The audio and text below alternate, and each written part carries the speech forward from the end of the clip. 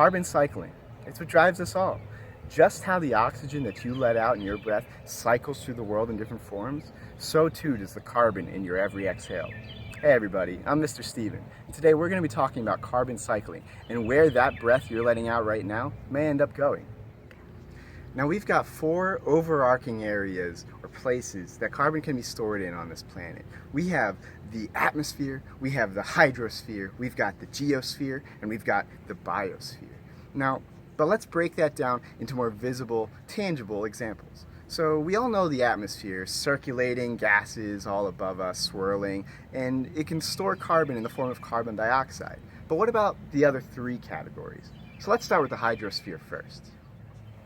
The hydrosphere encompasses anything in the world in the realm of water. So with water, with bodies of water, carbon will actually diffuse straight into the body of water through gas exchanges at the surface.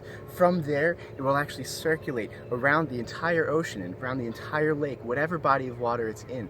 And animals in the biosphere can actually start using it from there. So that's where we're going to go next, the biosphere. The biosphere encompasses every living being that's on this planet. Through natural processes in our bodies, we can actually collect, use, and store that carbon in our own ways. Now, on land, this is primarily done by primary producers, or plants, that take in CO2 to form carbohydrates inside themselves. In the ocean, there are beings called coccolithophores that will actually use carbon diffused into the water to form shells as protective coverings for themselves.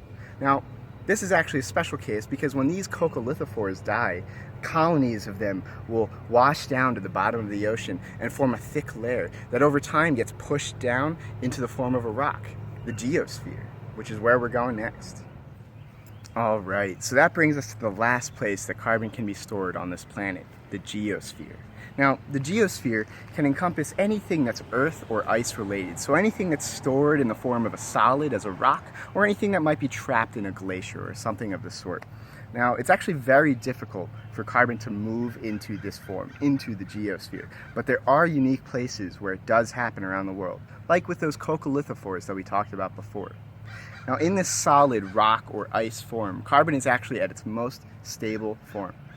But we talked about all the different places carbon can be stored. I think it's about time that we get into why it's important that it's stored in all these different places. So we've talked about all the different places that carbon can inhabit in the world. But carbon can take so many different forms that here's my challenge to you. I want you to take some time and think of one form of carbon in each of its different states. So come up with one form of carbon in the atmosphere, in the hydrosphere, in the geosphere, and in the biosphere. So once you've identified carbon in each of its different forms, it's time to get to the really important part, the transitions between each state. Now, carbon is in a constant state of transition between all its different forms. As an example, between the atmosphere and the biosphere, animals are constantly respiring carbon back out into the atmosphere, and plants are constantly pulling carbon back into themselves to form carbohydrates. Beyond that, there are constant transitions between the hydrosphere and the atmosphere with gas exchanges at the surface of the ocean. So I want you guys thinking. Now, not all the exchanges and transitions happen that easily. So I want an example from a few specific ones. What is an example of carbon transferring from the biosphere to the geosphere? And even beyond that, what is an example of carbon transferring from the geosphere to the atmosphere? Alright, so we're almost out of time here, but I want to leave you guys with something to think about a little bit. Now, carbon is stored in 4 different places on the Earth, in 4 different forms, but it's always in a constant state of transition and being transferred to different states. Just like carbon, we as humans experience transitions on a daily basis. So let me ask you guys a little bit about that. Have you ever been in a transitionary period? And even beyond that, what tools do you have or do you use to help those transitions go as smoothly as possible?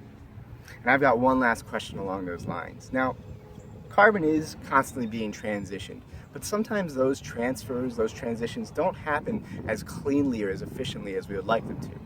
So what do you do when your transitions don't go as you had planned?